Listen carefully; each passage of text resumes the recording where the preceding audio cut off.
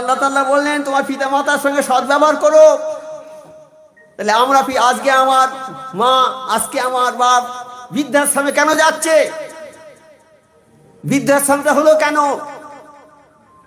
আজকে আমরা মা বাপের সেবা যত্ন করি না, এই জন্য যাচ্ছে। তা একজন উঁচুতরের লোক তার মাকে বৃদ্ধাশ্রমে দিয়ে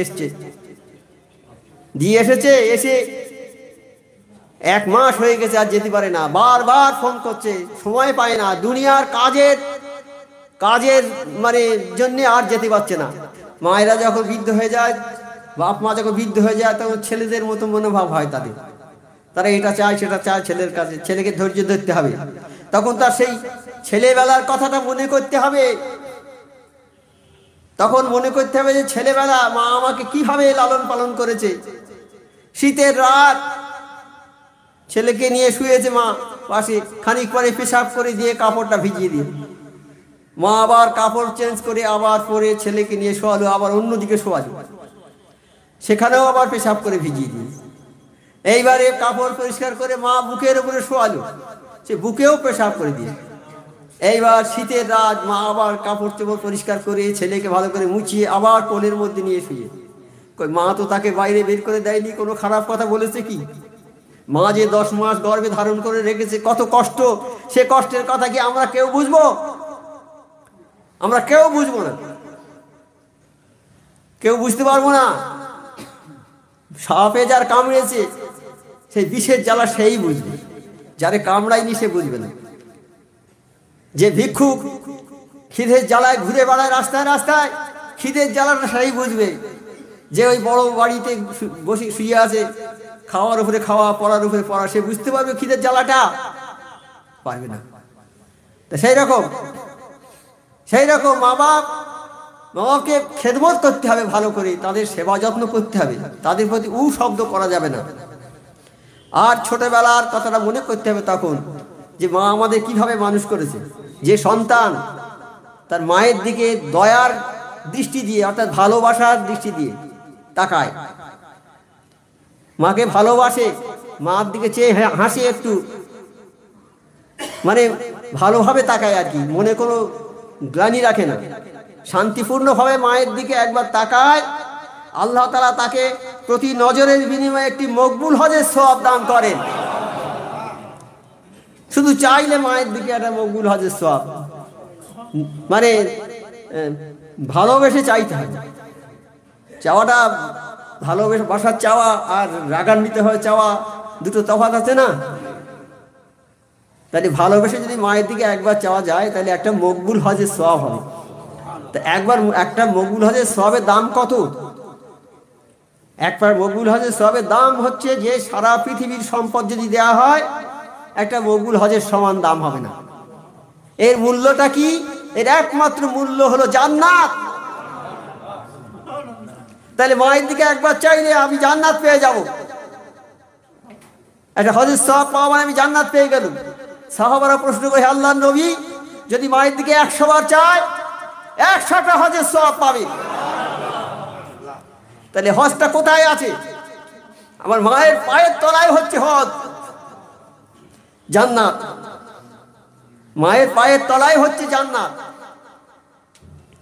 মাকে সেবা যত্ন করবে, মা যদি দোয়া করে তাহলে তুমি জান্নাত পেয়ে যাবে। আর মা যদি দোয়া না করে, মা যদি তোমার উপর অসন্তুষ্ট থাকে, তাহলে তুমি আর জান্নাতে যেতে পারবে না। তুমি যত বড় হাজি হও আর গাজী হও, আর যত বড় সারা পৃথিবীর জ্ঞান তুমি অর্জন করে থাকো, কিন্তু মাকে তুমি ভালোবাসো না, তাহলে তোমার স্থান কিন্তু জান্নাতে নয়।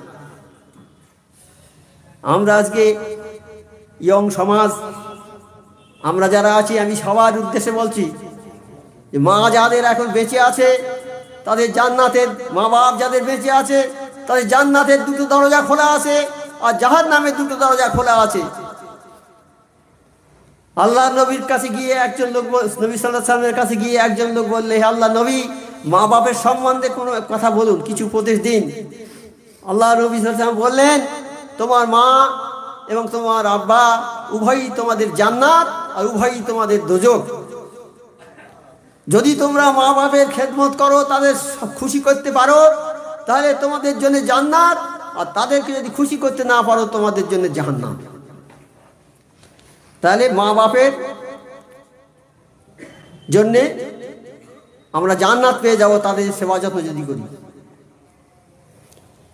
কাবা শরীফে প্রতিদিন 120টা করে রহমত নাযিল হয়। প্রতিদিন না, প্রতি মুহূর্তে 120টা করে রহমত নাযিল হয়। যারা তোয়াফ করে তারা পায় 60টা,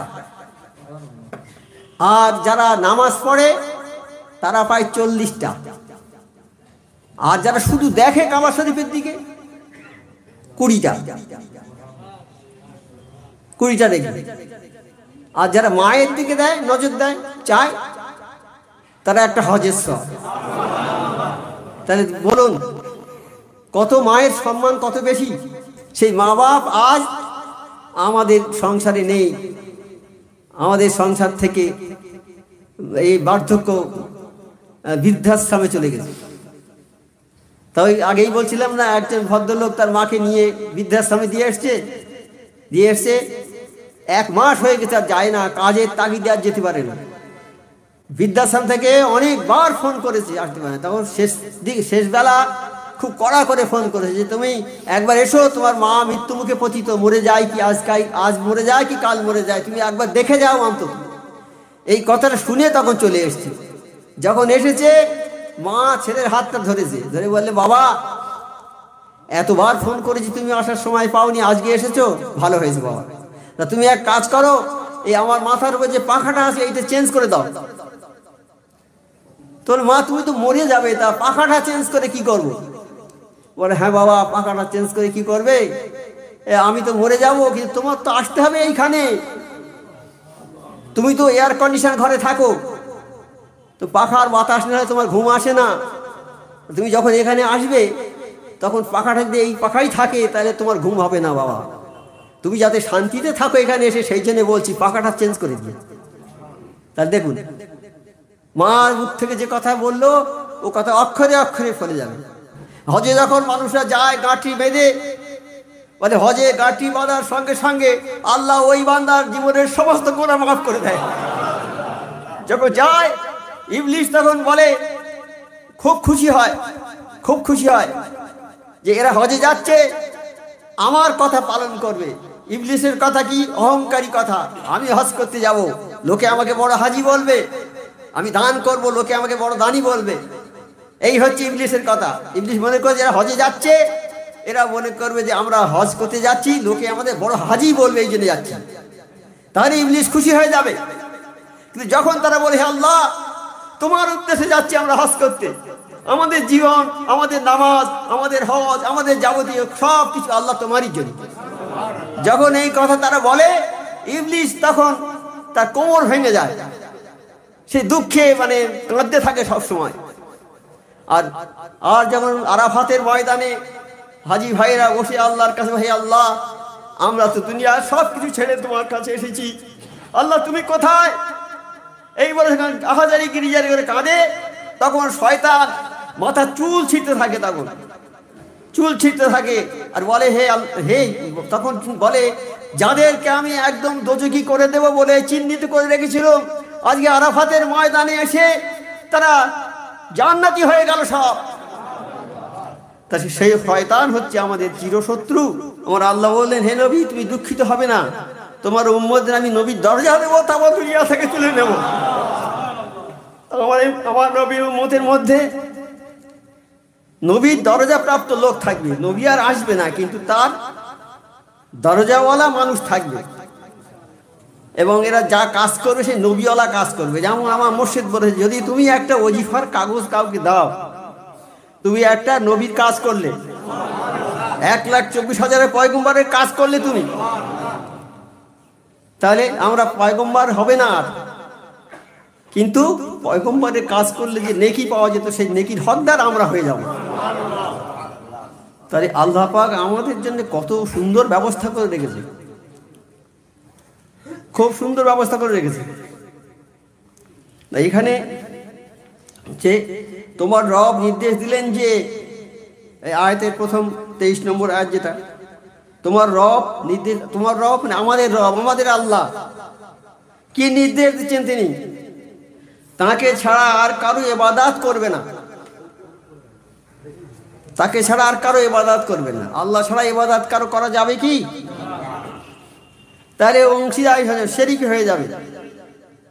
আমি একটা গাছের কাছে গিয়ে যদি এরকম মাথা নিচু করি, তাহলে গাছের কাছে গিয়ে যদি সিজদা করি, তাহলে শিরক করা হয়ে গেল। গাছটাকে মনে করবো যে গাছই হচ্ছে বোধহয় আল্লাহ, এইরকম মনে করে আমরা সিজদা করি, তাহলে শিরক হবে। আল্লাহ আল্লাহই আছে, আল্লাহ ছাড়া দ্বিতীয় কেউ নেই। আল্লাহ একমাত্র আল্লাহই আছে, তার অল্টারনেটিভ কিচ্ছু নেই পৃথিবীতে।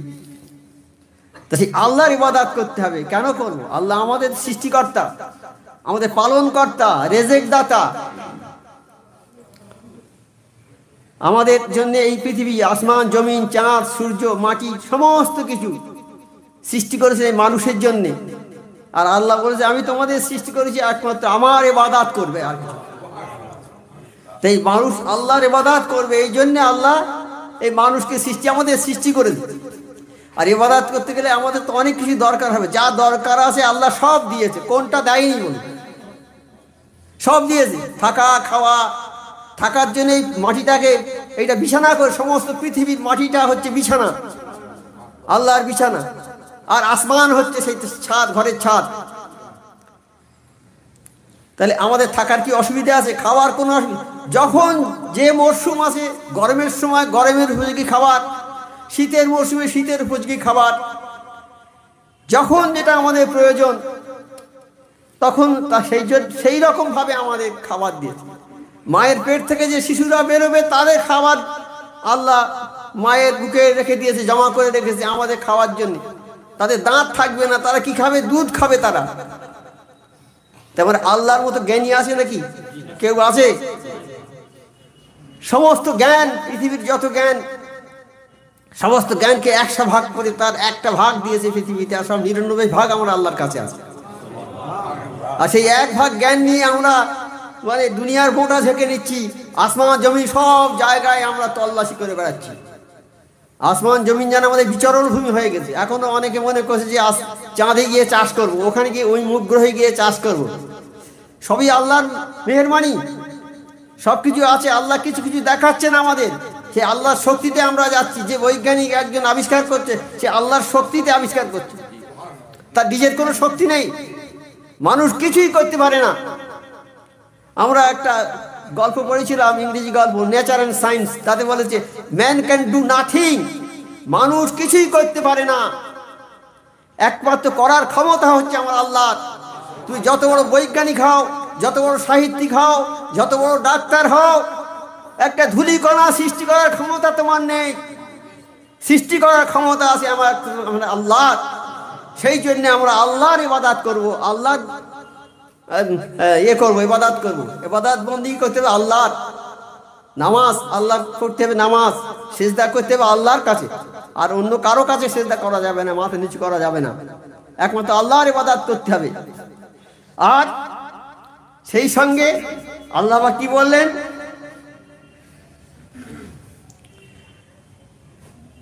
পিতা মাতার সঙ্গে সদ্ব্যবহার করুন।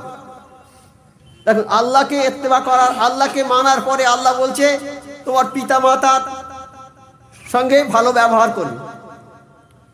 আল্লাহর পরেই আল্লাহ আমাদের পিতা মাতাকে আল্লাহর পরে স্থান দিয়েছে। হ্যাঁ, তাই আল্লাহ পাকের পরেই, আল্লাহ পাকের ইবাদত করার পরেই মা বাপের সঙ্গে সদ্ব্যবহারের কথা বলা হয়েছে। আল্লাহ তাআলা বলেন তোমরা পিতা মাতার সহিত সদ্ব্যবহার করিও, মানে ভালো আচরণ করো, ভালো ব্যবহার করো। তাদের কোনো একজন কিংবা উভয়ই যদি তোমাদের সম্মুখে বেঁচে থাকে,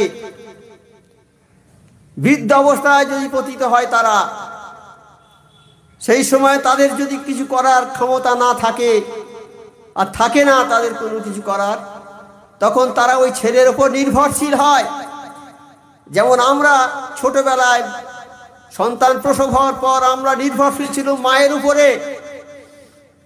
মা আমাদের খাওয়াবে, মা আমাদের পড়াবে, মা যেভাবে আমাদের লালন পালন করবে। তাই বলেছে তোমার মাকে ধাত্রী হয়ে, তোমার মায়ের মনে, আল্লাহ বলেছেন যে তোমার মায়েরদের মনে এমন আমি ভালোবাসা দিয়েছি, তারা ধাত্রীর মতো হয়ে তোমাকে সেবা করেছে। এসব সবই আল্লাহ পাকের দান, আল্লাহ পাকের দান এটা। তা মা বাপ আমাদের, তাদের তখন আমরা কিছু করতে পেরেছি কি? একটা গরুর বাচ্চা হয়, দেখুন, হওয়ার পরে 1 ঘন্টা 2 ঘন্টা বসে নিজে নিজে ওঠে, নিজে নিজে দুধ খায়। আরে মানুষকে সবচেয়ে কমজোরি করে আল্লাহ সৃষ্টি করেছে। এই 2 বছর 2.5 বছর দুধ খাবে মায়ের, হয়তো 1 পাক করে হাঁটতে শিখবে, তখন কত দুর্বল করে। কিন্তু এই মানুষকুলকে, এই সৃষ্টিকুলকে, মানুষকে আল্লাহ সৃষ্টির সর্বশ্রেষ্ঠ মখলুক করে সৃষ্টি করেছে, সর্বশ্রেষ্ঠ মখলুক। এই মানুষকে ফেরেশতাদের দিয়ে সেজদা করিয়েছে আল্লাহ, কত সম্মান। আর এই মানুষকে অসম্মান করার জন্যে ফেরেশতা সর্দার আজাজিল আল্লাহর দরবার থেকে বিতাড়িত হয়ে গেল। মানুষকে অসম্মান করার জন্য তাকে বেহেশত থেকে বিতাড়িত করে দিল। তাই প্রত্যেক মানুষকে সম্মান করতে হবে, মানুষকে ভালোবাসতে হবে। মানুষকে যে ভালো না বাসবে, আল্লাহকে সে পাবে না, আল্লাহর ভালোবাসা তাকে পাবে না। আমার নবী সাল্লাল্লাহু আলাইহি সাল্লামকে ভালোবাসতে হবে, কামেল ওলি আল্লাহদের ভালোবাসতে হবে।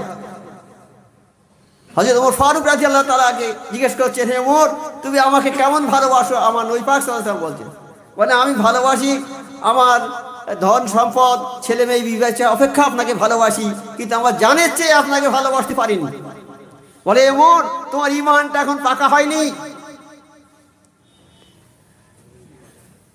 ওই আমাদের আমরা বুকে একটু হাত রাখলেন, খানিক করে, হে আল্লাহর নবী, আমি আমার টাকা পয়সা, আমার বিবি বাচ্চা, আমার সব কিছু, এমনকি এমন যে জানের চেয়ে আমি আপনাকে ভালোবাসি। বলে, হে ওমর, তুমি এখন পাকা ইমানদার হয়ে গেলে, পাকা মুমিন হয়ে গেলে। তা আমরা যদি সেই রকম আল্লাহকে ওই রকম ভালো না বাসি, নবী পাক সাল্লাল্লাহু আলাইহি সাল্লাম আমাদের মধ্যে নেই, আমাদের মধ্যে যে কামেল মুর্শিদ আছেন তাকেও ভালোবাসতে হবে, এরকম নিজের জানের চেয়ে ভালোবাসতে হবে কামেল ওলি আল্লাহকে, জানের চেয়ে ভালোবাসতে হবে নবী পাক সাল্লাল্লাহু আলাইহি সাল্লামকে। আল্লাহকে বলা হচ্ছে, হে আল্লাহ, আল্লাহ বলছেন, তোমরা যদি আমাকে ভালোবাসতে চাও, আমার নবীকে ভালোবাসো, তাহলে আমার ভালোবাসা তোমরা পাবে। তাহলে আমরা যদি নবীর ভালোবাসা পেতে চাই, ওলি আল্লাহদের ভালোবাসতে হবে। কাজী ভালোবাসার কোনো বিকল্প জিনিস নেই, ভালোবাসতে হবে সবাইকে, সমস্ত পৃথিবীর মানুষকে ভালোবাসতে হবে, কেউ আমার শত্রু নয়। কালকে যে একটা 8 মাস্টার বয়ান হয়ে গেল না, হাতে মাসুম ছিল বোধহয় শিষ্য, আর ওনার মোর্শেদের নামটা কি ছিল? সাকিব বলকি রহমতুল্লাহ। উনি 33 বছর ছিলেন মোর্শেদের দরবারে। তা 33 বছর থাকার পরে জিজ্ঞেস করছে, বাবা তুমি কি শিখেছো 33 বছরে? বলো। বলছে, হুজুর আমি 8টা মশলা মাত্র শিখেছি। বলে, হায় আফসোস, তুমি 33 বছরে 8টা মশলা শিখেছো, তুমি কি করেছো? আমার তো বদনাম হয়ে যাবে। বলে, হুজুর আমি ওই ছাড়া আর আমি শিখতে পারিনি, আপনি আমাকে মাফ করবেন, আমি 8টা মশলা শিখছি। তখন বলে, বলো। তার মধ্যে একটা মশলা হচ্ছে এই সমস্ত দুনিয়ার মানুষকে আমি দেখলাম, মনুষ্যের সঙ্গে যাদের আমার বিবাদ হয়, এ হয়, কালাম পাকের দিকে লক্ষ্য দেখলাম যে দুনিয়ার কোনো মানুষ তোমার শত্রু নয়। কালাম পাকে আল্লাহ বলেছে যে তোমরা সবাই ভাই ভাই, এক আদম সন্তান, তোমরা ভাই ভাই। তাই দেখলাম যে আমার দুনিয়ায় শত্রু আমার কেউ নেই, আমার শত্রু হচ্ছে একমাত্র শয়তান। সেই জন্য শয়তান থেকে আমি দূরে থাকি, আমি দুনিয়ার সমস্ত মানুষকে আমি বন্ধু বলে মেনে নিই। তার এই যদি হয় কোরআন পাকের আদেশ, তাহলে আমরা সেই আদেশটা মেনে চলবো তো? আমরা যদি না মেনে চলি, একটা মানবো একটা মানবো না, তাহলে কি হবে? কিছুই হবে না। সর্বপ্রথম এইটা মানতে হবে, মানুষকে ভালোবাসতে হবে। কোনো মানুষ আমার শত্রু নেই। আজকে মামলা হচ্ছে, মানুষ ভাইয়ে ভাইয়ে দ্বন্দ্ব হচ্ছে, পাড়ায় পাড়ায় দ্বন্দ্ব হচ্ছে, এই কাজগুলো শয়তানের কাজ। আমার সবশেষ হুজুর রহমতুল্লাহ বয়ানে আমরা শুনেছি, উনি বলেছেন শয়তান তোমাদের একবার বিরাট শত্রু, প্রকাশ্য শত্রু, গোপন নয়, প্রকাশ্য শত্রু। সে তোমাদের কি করবে? প্রথমে চেষ্টা করবে তোমাদের নামাজটাকে ভুলিয়ে দেওয়ার। যদি তার সেটা না পারে, তাহলে কি করবে? তোমার মা বাপের সঙ্গে একটা বেয়াদবি করিয়ে দেবে। সেটা যদি না পারে, তোমার ভাইয়ের সঙ্গে তোমার একটা শত্রুতা করিয়ে দেবে। তা যদি না পারে, পাড়াপড়শির সঙ্গে তোমার শত্রুতা করিয়ে দেবে। তা এই পর্যায়ক্রমে সে চেষ্টা করবে, সে ছাড়ার পাত্র নয়, সে সবসময় চেষ্টা করবে। হ্যাঁ, হজে যখন মানুষরা যায় গাঁঠি বেঁধে, বলে হজে গাঁঠি বাঁধার সঙ্গে সঙ্গে আল্লাহ ওই বান্দার জীবনের সমস্ত গুনাহ মাফ করে দেয়। যখন যায় ইবলিশ তখন বলে, খুব খুশি হয়, খুব খুশি হয় যে এরা হজে যাচ্ছে, আমার কথা পালন করবে। ইবলিশের কথা কি? অহংকারী কথা। আমি হজ করতে যাব, লোকে আমাকে বড় হাজি বলবে, আমি দান করব, লোকে আমাকে বড় দানি বলবে। এই হচ্ছে ইবলিশের কথা। ইবলিশ মনে করে এরা হজে যাচ্ছে, এরা মনে করবে যে আমরা হজ করতে যাচ্ছি, লোকে আমাদের বড় হাজি বলবে, এই জন্য যাচ্ছি। তাহলে ইবলিশ খুশি হয়ে যাবে। কিন্তু যখন তারা বলে, হে আল্লাহ, তোমার উদ্দেশ্যে যাচ্ছি আমরা হজ করতে, আমাদের জীবন, আমাদের নামাজ, আমাদের হজ, আমাদের যাবতীয় সব কিছু আল্লাহ তোমারই জন্য, যখন এই কথা তারা বলে, ইবলিশ তখন তার কোমর ভেঙে যায়, সে দুঃখে মানে কাঁদতে থাকে সব সময়। আর আর যেমন আরাফাতের ময়দানে হাজি ভাইরা বসে আল্লাহর কাছে, হে আল্লাহ, আমরা তো দুনিয়ার সব কিছু ছেড়ে তোমার কাছে এসেছি, আল্লাহ তুমি কোথায়? এই বলে আহাজারি গিরিজারি করে কাঁদে। তখন শয়তান মাথার চুল ছিঁড়তে থাকে, তখন চুল ছিঁড়তে থাকে আর বলে, হে তখন বলে, যাদেরকে আমি একদম দোজখী করে দেব বলে চিহ্নিত করে রেখেছিলাম, আজকে আরাফাতের ময়দানে এসে তারা জান্নাতি হয়ে গেল সব। তা সেই শয়তান হচ্ছে আমাদের চিরশত্রু। শয়তানকে শত্রু ভাবতে হবে, কোনো মানুষ আমার শত্রু নয়। তাই যখন কোনো মানুষ দরবারে এসে আমার মোর্শেদ সুফি সাবর সিংহ হুজুর আহমদের কাছে এসে বলতো, হুজুর, আমার বাড়ির সবাই আমার শত্রু, আমার স্ত্রী আমার শত্রু, ছেলেরা শত্রু, পাড়াপড়শি শত্রু, গ্রামবাসী শত্রু, সব আমার জমি জায়গা সব লুট করে নিচ্ছে, এই সব ক্ষতিগ্রস্ত করছে, হুজুর আমি কি করব? বললে, বাবা তুমি ওদের জন্য দোয়া করো, সবার জন্যে, সবার জন্য দোয়া করো। মনে করেছে তখন দোয়া করলে কি হবে, এত দুষ্টুমি করছে, আমি করব। কিন্তু মেনে নিয়েছে, দিয়ে দোয়া করতে লাগলো তাদের জন্যে। দোয়া করতে করতে সব নাকাম হয়ে গেল, তাকে আবার সবাই ভালোবাসতে লাগলো। তাহলে আল্লাহর কথা যেটা মানতে হবে, আল্লাহর কথা মানলে আল্লাহ আমাদের সাহায্য করবে। আর আমরা যখন নিজের কথার উপরে, নিজের জ্ঞানের উপরে যখন দাঁড়াবো, তখন আমাদের ধ্বংস এসে যাবে। সেই জন্য আল্লাহ তাআলা বললেন, তোমার পিতা মাতার সঙ্গে সদ্ব্যবহার করো। তাহলে আমরা আজকে আমার মা, আজকে আমার বাপ বৃদ্ধাশ্রমে কেন যাচ্ছে? বৃদ্ধাশ্রমটা হলো কেন? আজকে আমরা মা বাপের সেবা যত্ন করি না, এই জন্য যাচ্ছে। তা একজন উঁচুতরের লোক তার মাকে বৃদ্ধাশ্রমে দিয়ে এসেছে, এসে 1 মাস হয়ে গেছে, আর যেতে পারে না, বারবার ফোন করছে, সময় পায় না, দুনিয়ার কাজের মানে জন্য আর যেতে পারছে না। তাই দুনিয়ার কাজ, যে কাজের জন্যে আমাদের নামাজ কাজা হয়ে যাবে, যে কাজের জন্যে আমাদের আল্লাহর কাজ করতে ভুলে যাব, সেই কাজগুলো হচ্ছে আমাদের ফিতনা। তাই আমার মোর্শেদ সুফি অফিসিকালতেও বলেছেন যে আমার চাকরি, আমার ব্যবসা, আমার যাবতীয় চাষ, আমার যাবতীয় ইনকাম, ব্যবসা, চাকরি, কাজ, যত কিছু, সমস্ত কিছু আমি করি নামাজকে কায়েম করার জন্য। তাহলে আর আমাদের নামাজ কাজা হবে না। দোকানদারি করছে, টাইম হয়ে গেছে নামাজের, বলছে এইটা করিনি, এইটা করি, এই খরিদটা মিটিয়ে দিই, এইটা মিটিয়ে দিই, দিতে দিতে দিতে দিতে নামাজ কাজা হয়ে গেল। তাই ওই ব্যবসাটা তার জন্য ফিতনা হলো। স্ত্রী যদি তাকে আল্লাহর কাজ করতে না দেয়, ওই স্ত্রী তার জন্য ফিতনা। ছেলেপিলেরা যদি আল্লাহর কাজ করতে তার বাপকে নিষেধ করে, যেতে না দেয়, তারা ফিতনা।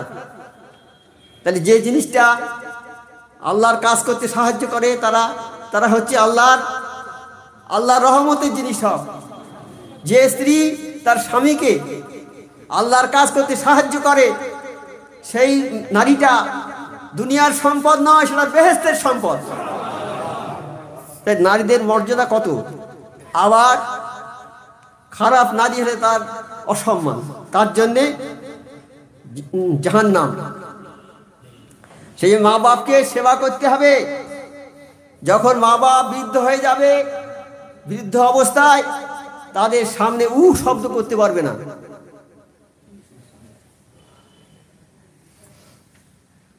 কেন?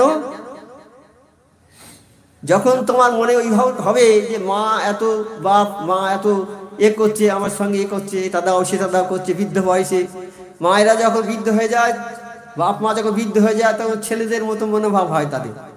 তারা এটা চায় সেটা চায় ছেলের কাছে, ছেলেকে ধৈর্য ধরতে হবে। তখন তার সেই ছেলেবেলার কথাটা মনে করতে হবে। তখন মনে করতে হবে যে ছেলেবেলা মা আমাকে কিভাবে লালন পালন করেছে।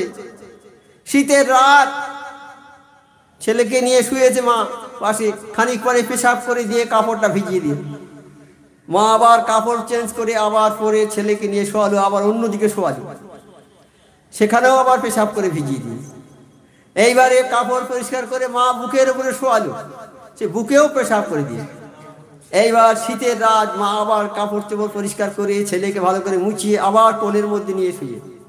মা তো তাকে বাইরে বের করে দেয়নি, কোনো খারাপ কথা বলেছে কি? মা যে 10 মাস গর্ভে ধারণ করে রেখেছে, কত কষ্ট, সে কষ্টের কথা কি আমরা কেউ বুঝবো? আমরা কেউ বুঝবো না, কেউ বুঝতে পারবো না। সাপে যার কামড়েছে সেই বিষের জ্বালা সেই বুঝবে, যারে কামড়ায়নি সে বুঝবে না। যে ভিক্ষুক খিদের জ্বালায় ঘুরে বেড়ায় রাস্তায় রাস্তায়, খিদের জ্বালাটা সেই বুঝবে। যে ওই বড় বাড়িতে বসে শুয়ে আছে, খাওয়ার উপরে খাওয়া, পড়ার উপরে পড়া, সে বুঝতে পারবে খিদের জ্বালাটা? পারবে না।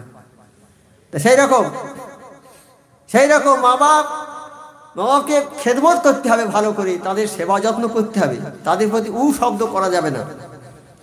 আর ছোটবেলার কথাটা মনে করতে হবে তখন, যে মা আমাদের কিভাবে মানুষ করেছে। সূরা লোকমানের 14 নম্বর আয়াতে বলেছেন, আল্লাহ বলছেন আমার শুকরগুজারি করো, সেই সঙ্গে তোমার মা বাপের শুকরগুজারি করো। এর দ্বারা কি প্রমাণ হয়? ইবাদতের পর পিতা মাতার আনুগত্য সর্বাধিক গুরুত্বপূর্ণ। আমরা ইবাদত করব আল্লাহ, আর তারপরে মা বাপের শুকরগুজারি করব, এটা অবশ্য কর্তব্য। এইরকম সূরা অনেক সূরা আছে কালাম পাকের মধ্যে। সূরা আহকাফের 15 নম্বর আয়াতে আল্লাহ পিতা মাতার প্রতি সদয় ব্যবহার করার নির্দেশ দিয়েছেন। শুধু এক জায়গায় বলেননি, আল্লাহ অনেক জায়গায় বলেছেন। আমরা এক জায়গায় থেকে ভুলে যাব হয়তো, সব জায়গায় বলেছেন। হ্যাঁ, যে মা বাপের প্রতি কৃতজ্ঞতা প্রকাশ করার নির্দেশ দিয়েছে আহকাফে।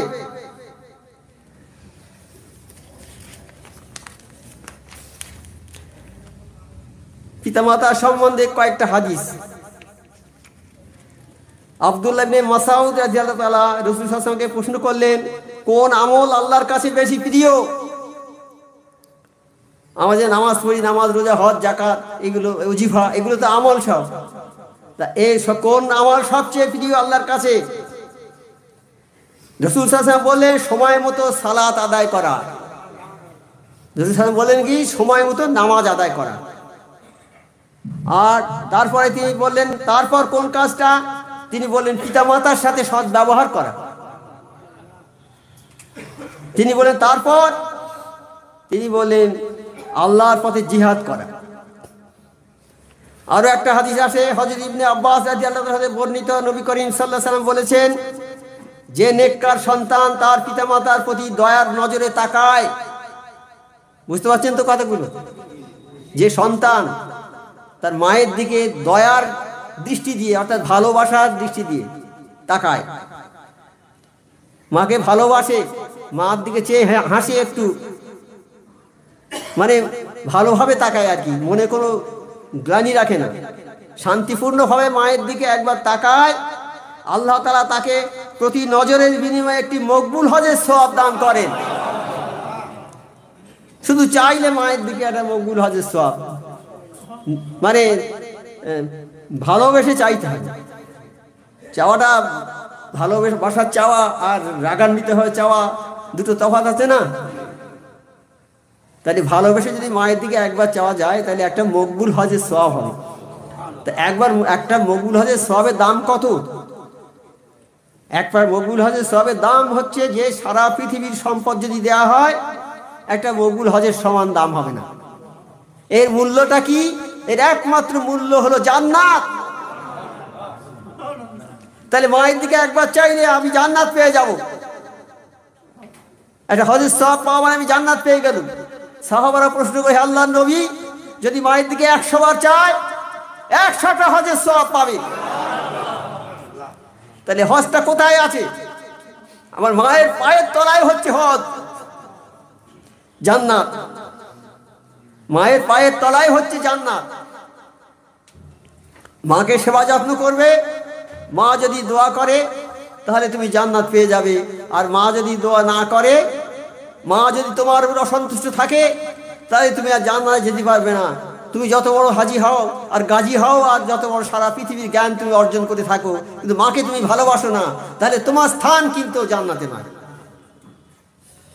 আমরা আজকে ইয়ং সমাজ, আমরা যারা আছি, আমি সবার উদ্দেশ্যে বলছি যে মা যাদের এখন বেঁচে আছে তাদের জান্নাতের, মা বাপ যাদের বেঁচে আছে তাদের জান্নাতের 2টো দরজা খোলা আছে আর জাহান্নামের 2টো দরজা খোলা আছে।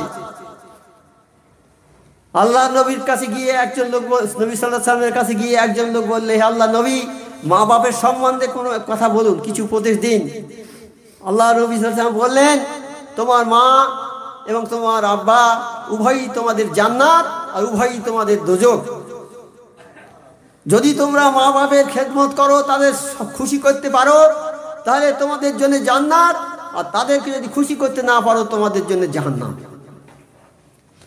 তাহলে মা বাপের জন্যে আমরা জান্নাত পেয়ে যাব তাদের সেবা যত্ন যদি করি। কাবা শরীফে প্রতিদিন 120টা করে রহমত নাযিল হয়। প্রতিদিন না, প্রতি মুহূর্তে, প্রতি মুহূর্তে 120টা করে রহমত নাযিল হয়। যারা তোয়াফ করে তারা পায় 60টা, আর যারা নামাজ পড়ে তারা পায় 40টা, আর যারা শুধু দেখে কাবা শরীফের দিকে 20টা দেখে, আর যারা মায়ের দিকে দেয়, নজর দেয়, চায়, তারা একটা হজের সওয়াব। তাহলে বলুন কত মায়ের সম্মান কত বেশি।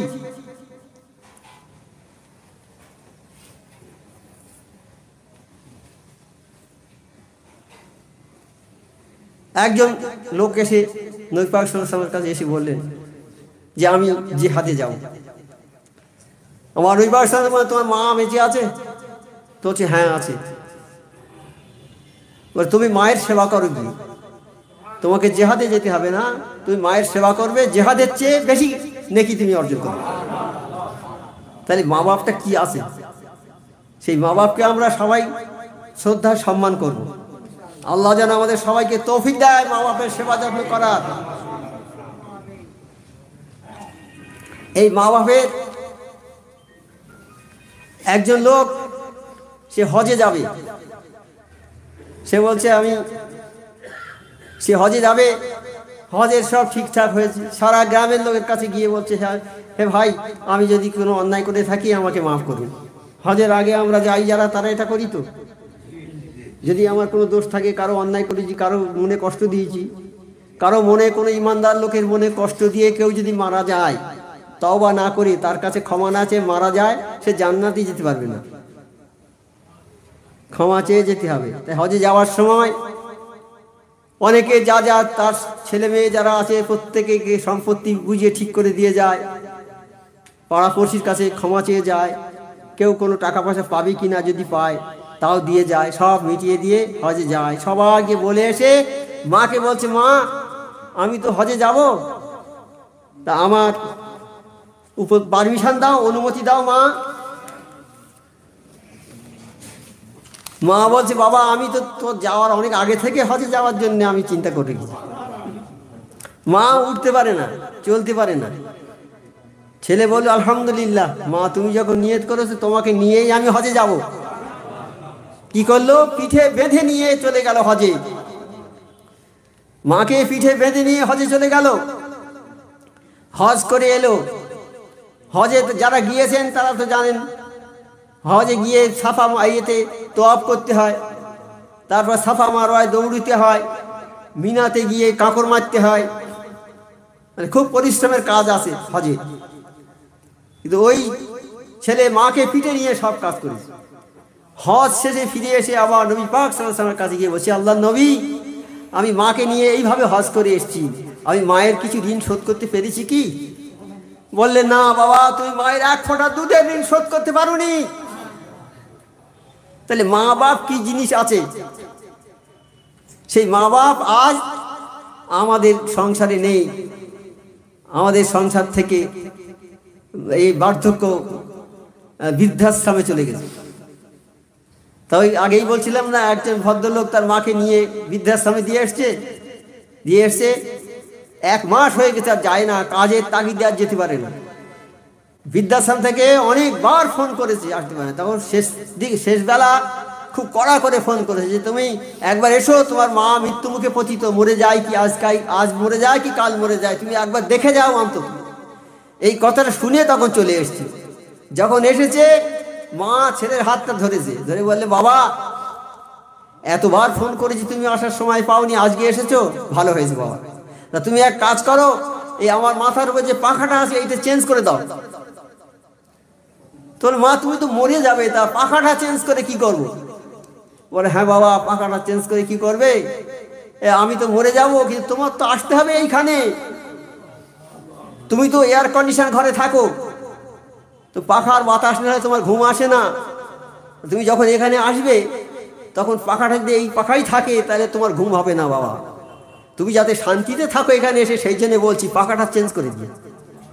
তাহলে দেখুন, মার মুখ থেকে যে কথা বললো ও কথা অক্ষরে অক্ষরে ফলে যাবে, মা ওই কথা অক্ষরে অক্ষরে ফলে যাবে। মার কথা বৃদ্ধাশ্রমে তাকে আসতে হবে। তাই কোনো একজন মাওলানা হজে যাবে বলছে, মা বলছে, বাবা এই বছরে যেও না, তুমি আর 1 বছর পরে যেও, সামনে বছরে না যেও, আমি এবছরে হজে গেলে আমি মরে যাবো বাবা, তুমি যেও না। তা 1 বছর 2 বছর দেখলো, 2 বছর পরে মা ফের জিজ্ঞেস করছে, মা এই হজে যাবো, তো এই সামনে বছর দেবেন বাবা। তা ও বলছে, না আর মায়ের কথা শুনবো না, হজে যাবোই আমি হজে চলে যাব, মায়ের কথা শুনবো না, মা আমার ভালো কাজে বাধা দিচ্ছে। মা তো বাধা দেয়নি, বলছে বাবা সামনের বছরে যেও, অবশ্যই যেতে দেবো তোমাকে, এই 2 বছর তোমাকে যাওয়ার কথা নিষেধ করেছি, কিন্তু এই 3টি বছরটা তুমি বন্ধ করে দাও, সামনের বছরে যেও, সামনের বছর তোমার এই বাধা দেবো না, একদম তুমি চলে যাবো হজে। ও বলছে, আজকে আর কারো কথা শুনবো না। চলে গিয়েছে হজে, যাচ্ছে, রাস্তায় যাওয়ার পথে একটা মসজিদে আশ্রয় নিয়েছে, সেখানে নামাজ পড়ছে, ভোরের দিকে অজু টজু করে নামাজ পড়ছে। পাশের বাড়িতে চুরি হয়েছে, একটা বাড়িতে চুরি হয়েছে, চোর সেই মালপত্র নিয়ে বেরিয়েছে, এমন সময় লোক তার পিছু ধাওয়া করেছে, চোরের পিছু ধাওয়া করে দৌড়ে যাচ্ছে, চোরটা গিয়ে মসজিদের মধ্যে ঢুকে পড়ে মালগুলো সব ওই মাওলানা সাহেবের পেছনে রেখে দিয়ে আরও কোনোভাবে অন্য দিক দরজা দিয়ে খুলে পাঁচিল টপকে চলে গেছে। কিছুক্ষণ পরে লোকজনরা দেখলো যে এসে চোর তো মসজিদের ভেতরে ঢুকেছে, তাহলে নিশ্চয়ই চোর মসজিদের ভেতরে আছে। তারা মসজিদের ভেতরে ঢুকলো, এসে দেখলো যে হ্যাঁ সত্যিই তো একজন লোক নামাজ পড়ছে, আর তার পেছনে সব চুরির মালগুলো আছে। বলে, এ কি আশ্চর্য চোর, হ্যাঁ মাল চুরি করে এনে পেছনে দেখে আর নামাজ পড়ছে, দেখাচ্ছে আমি কত বড় নামাজি, সুন্নতি লেবাস, মাথায় টুপি, এই রকম করে কি চুরি করা শিখেছ? ঠিক আছে, ধরলো, কে ধরে নিয়ে গেল বাদশার কাছে নিয়ে গেল। বাদশা বলল, এ যা অন্যায় করেছে। তা যখন এই হজে যাচ্ছে তখন মা বলছে, হে আল্লাহ, ছেলেটি আমার কথা মানলো না, হে আল্লাহ তুমি ওর দিক থেকে মুখ ফিরিয়ে নিও, সে যেমন আমার অন্তরে ব্যথা দিয়েছে তেমনি তুমি তাকে কঠিন শাস্তিতে পরিণত করো। মা এই অভিসম্পাত দিল। এবার ওকে ধরে বাদশার কাছে নিয়ে গেল। বাদশা বলছে, যে অন্যায় করেছে এর হাত কেটে নাও, পা কেটে ফেলো, 2টো চোখ তুলে নাও, এই অন্যায় কর, এই সব করো বলে বাদশার কাছে নিয়ে গেছে। তখনও বলছে আমি এই শাস্তি আমার হচ্ছে একমাত্র, হ্যাঁ বলছে তুমি এই সব করেছো, এই জন্যে তোমার এই শাস্তি। ওটা শুনিয়ে দিচ্ছে শাস্তিটা, তুমি এই অন্যায় করেছো, চুরি করেছো, এই জন্যে তোমার শাস্তি এই। তুই চুরি করবে তার শাস্তি এক, আর তুমি মাওলানা হয়ে চুরি করেছো তার জন্য আর একটা শাস্তি। হ্যাঁ, এরকম করে 3টে শাস্তি তার জন্য নির্ধারিত করেছে। তখন সে বলল, না আপনারা বলুন যে মায়ের কথার অবাধ্য হয়ে এখানে এসেছি বলে, মায়ের কথা অমান্য করে এসেছি বলে আমার এই শাস্তি হচ্ছে। তোমরা বলো ভাই, এ কথা বলো না যে আমি চুরি করেছি বলে শাস্তি হচ্ছে, এটা বলো না, বলো মায়ের কথা অমান্য করেছি বলে আমার এই শাস্তি হচ্ছে। তখন সবাই ধরেছে, বলে কি কথা অমান্য করেছে বলো। ও বলছে, না আমি বলবো না, আপনাদের যেটা শাস্তি ঘোষণা করেছে বাদশাহ সেটা করো, আপনাদের যেটা ভালো হয় করো, আমি বলবো না। তখন আরো যদি কোনো মানুষ না বলে তাকে জোর করে ফোর্স দেয়, বলে না বলতে হবে কথাটা। তখন বলে আমি যখন হজে আসি, আমার মা তখন বলেছে, বাবা তুমি হজে যেও না, আর যদি যাও আমার মনে দুঃখ দিয়ে যাও তো তোমার বিপদ আছে খুব। হ্যাঁ, তোমার বিপদ আছে খুব, তুমি বিরাট কঠিন শাস্তিতে পড়ে যাবে বাবা। তখন সবাই চিন্তা করলো, তখন সবাই অনুসন্ধান করে দেখতে লাগলো যে হ্যাঁ সত্যি তো ব্যাপার তাই। মায়ের ইচ্ছার বিরুদ্ধে একটি নিঃশ্বাস ফেলো না, মায়ের ইচ্ছার বিরুদ্ধে, তবেই তুমি দুনিয়াবি সমস্ত ক্ষতি থেকে বেঁচে থাকবে। পিতামাতার অবাধ্যতার কারণে সন্তানের উপর বিপদ আপদ অনিবার্য হয়ে ওঠে। মায়ের বাপের উপরে অত্যাচার করলে পিতামাতার ছেলেদের উপরে দুনিয়ার ক্ষতি এসে যায়। এই জন্য মাতা পিতার সহিত সদ্ব্যবহার করার জন্য কঠোর তাগিদ দেয়া হয়েছে। আল্লাহ করেছে কঠোর তাগিদ, তাহলে আমার মা বাপের সঙ্গে ভালো ব্যবহার করো।